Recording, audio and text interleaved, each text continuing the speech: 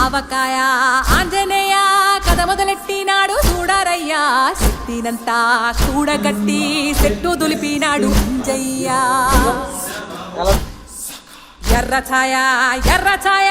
కోతి అవతార వెంటమాయ కత్తి సేత పట్టకుండా కాయ కోసినాడు కపిలయ్యా